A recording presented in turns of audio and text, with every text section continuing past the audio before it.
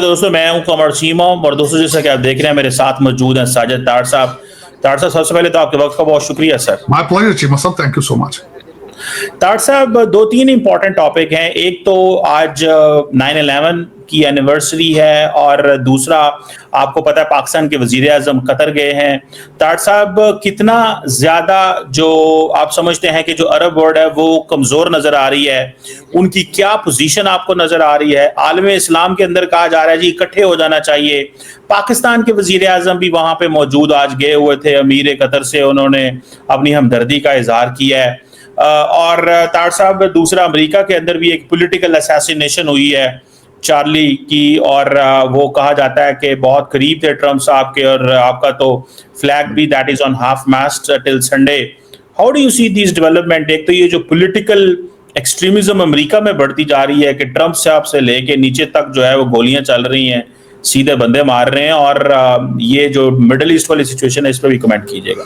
चीमा साहब, सबसे पहले तो सितंबर 11 देखें, एक मैं समझता हूँ ह्यूमैनिटी के लिए एक ट्रेजेडी थी।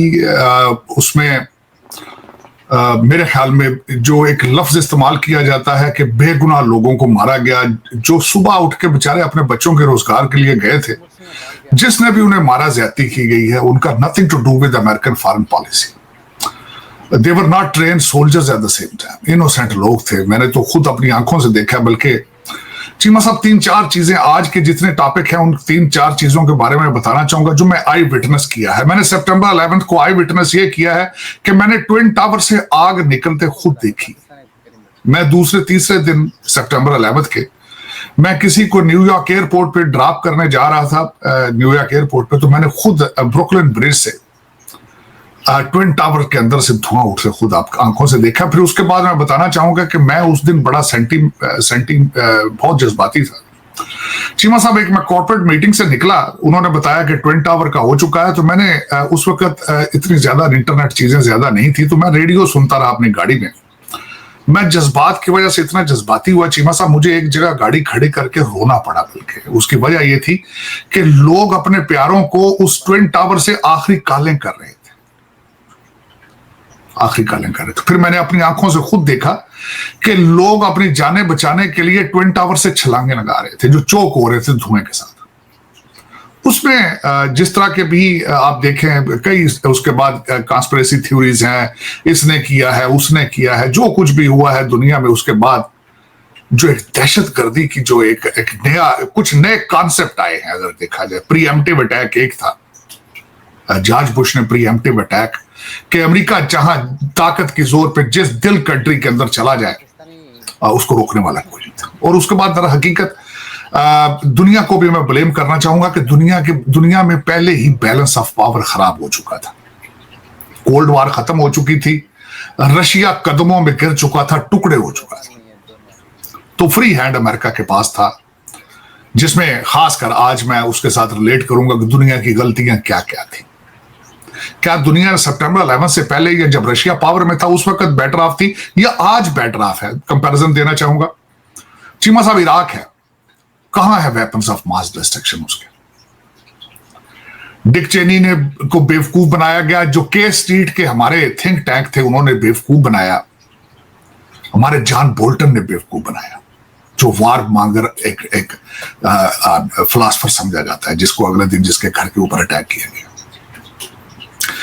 फिर लीबिया, इन्होंने कजाफी को तोड़ा है, आज लीबिया बेहतर है। वॉरलॉर्ड्स, आज अगर देखा जाए अमेरिका की डीप स्टेट आज भी चाहती है कि इराक के 5 टुकड़े करके 5 अलग कंट्री बना दिए जाए। ईरान का इन्फ्लुएंस वहां पे, शिया इन्फ्लुएंस, सुन्नी इन्फ्लुएंस, फिर उसके बाद सीरिया, अगला स्टेप में सीरिया के बाद सीरिया के हालात आप देख लें। बल्कि मुझे अभी तक याद है चीमा साहब, डेजर्ट स्टॉर्म जंग उसके बाद छेड़ी गई।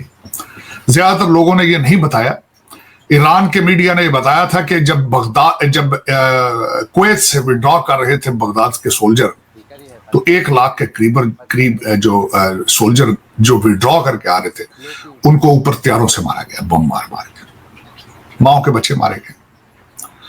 दुनिया उसके बाद वो दुनिया नहीं रही सितंबर 11 थी, आपको देखना होगा आज। और मेरे ख्याल में अब फाइनल चीजों की तरफ भी जाता हूं मैं, ये उसके बाद एक नई जंग, जिसको अगर आज आप देखें तो मैं उसको कहता हूं clash of civilisation. Clash of civilisation, कि जो लोगों ने पढ़ा है 18वीं सदी में, बल्कि आज नहीं चाहिए मतलब मैं तो खैर उससे पीछे भी हिस्ट्री को हर वक्त पढ़ने की कोशिश करता हूं कि, और मैं यहां तक देखता रहा हूं, मैंने बल्कि अगले दिन इस आपके फ्लड की वजह से लाहौर की हिस्ट्री को दोबारा पढ़ा है तो मैं ये हैरान हो गया था कि किस तरीके किस लाहौरी रंगबाज क्यों कहा जाता है। वहां रंग की बहुत बड़ी मार्केट थी, जो बाद में जीन्स भी उस नीले रंग में लाहौर से जाकर तो रंगती रही हैं। और फिर मैं पढ़ता रहा हूं अकबर दौर में भारत की, इंडिया की, यूनाइटेड इंडिया की कॉटन जो थी वो इतनी रिफाइंड था कपड़ा, मैक्सिको तक आता रहा है। कश्मीर से कश्तियां चल के अरेबियन सी में जाती थी। लाहौर के अंदर आज भी उसको कहते हैं चप्पुओं वाली गली, जो कि एक 100 मीटर की कश्तियां बनाते रहे लोग। चप्पुओं वाली गली है, तरखानों वाली गली आज भी मौजूद है।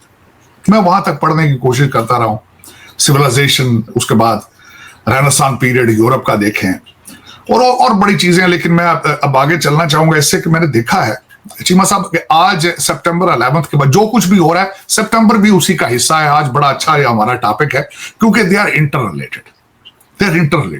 आज भी वी आर गोइंग थ्रू सितंबर 11 अगर कहा जाए तो, जिस तरह कहते हैं ना कि ऑपरेशन सिंदूर जो है वो मेरा ख्याल है अगले 25 साल चलेगा, इसी तरीके से सितंबर 11 मेरा ख्याल है अभी तक चल रहा है।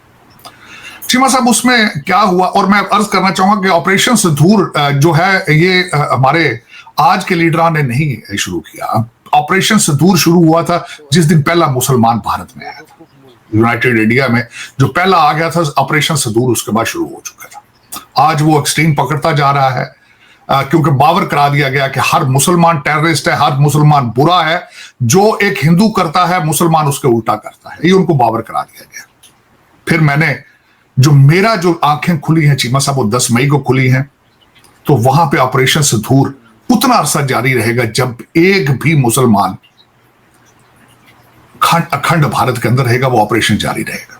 इसकी तो फिक्र खैर मेरे ख्याल में करनी नहीं चाहिए। तो ऑपरेशन सिंदूर पिछले 100 साल से चल रहा है। जब मुगल आए उन्होंने जो कुछ किया, जो थे मुसलमान थे नहीं थे, जो कुछ भी थे, डायलॉग आपने मुसलमान पानी अलग, मुझे मैं चीमा साहब बड़ा कहते ट्रेन स्टेशनों के ऊपर मुसलमान पानी अलग बिकता था, दिया जाता था, हिंदू पानी अलग दिया जाता था। फिर बताया जाता है कि इस्लामिक मुसलमानों का बिल्डिंगें बनाने का तरीका कार और है, हिंदुओं का और है। फिर उस हालांकि हर चीज को आपने एक बावर करा दिया ना, कौम को आप बताना चाहते हैं कि इस्लाम मुसलमान बुरे हैं। और आज मैं उसका कंपैरिजन बल्कि करना चाहूंगा, उसको मैंने ये छेड़ा क्यों है, बिल्कुल वही आइडियोलॉजी इस वक्त चीमा साहब इजराइल लेके चल रहा है। इजराइल ने पिछले 3 महीने में 10 मुल्कों के ऊपर अटैक किया, 10 मुल्कों के ऊपर। कतर एक अकेला नहीं है, 10 कंट्रीज, जिसमें लेबनान शामिल है, यूनान जिसके अंदर यमन शामिल है, जिसके अंदर सीरिया शामिल है, जिसके अंदर कतर शामिल है, जिसमें ईरान शामिल है। और जो कश्तियां उन्होंने जलाई हैं समंदर में, जो अटैक किया है, वो अलग चीज है। और मैं उनको बिल्कुल ब्लेम नहीं करूंगा, बस उनको देखें, माइट इज राइट, जिसका वो कहते हैं हाथ पैदा करना है। आज मैं सिर्फ क्वेश्चन ये चीमा साहब करना चाहूंगा, वहां से सितंबर 11 से निकलकर आज कतर को डिस्कस करना चाहूंगा और अमेरिका की फॉरेन पॉलिसी और दूसरे ममालिक की देखना चाहूंगा चीमा साहब। जहाज देना तोहफे में चीमा साहब, सेंट काम की एयर बेस होना, वहां पे गारंटियां, रिटर्न गारंटियां होनी अमेरिका की, पैसा इतना होना कि हर एक शहजादे की 8-8 औरतें हैं, 100 बच्चा है। चीमा साहब आज वो कहां है? आज जो आप कतर में मीटिंगें हो रही है, सऊदी थर थर कांप रहे हैं। अब चीमा साहब थर थर कांप रहे, कुवैती थर थर कांप रहे हैं। हाँ, कांपना चाहिए। और उनका अगले टारगेट वो है। ग्रेटर इजराइल का नक्शा नहीं देखा आपने चीमा साहब, शायद आपने तो देखा होगा, मैं देखने वालों को बताना चाहूंगा। ग्रेटर इजराइल के अंदर, बल्कि आपको एक खासकर चीज बताना, बलोचिस्तान का कोहे सुलेमान भी उसका हिस्सा है, ईरान भी उसका हिस्सा है।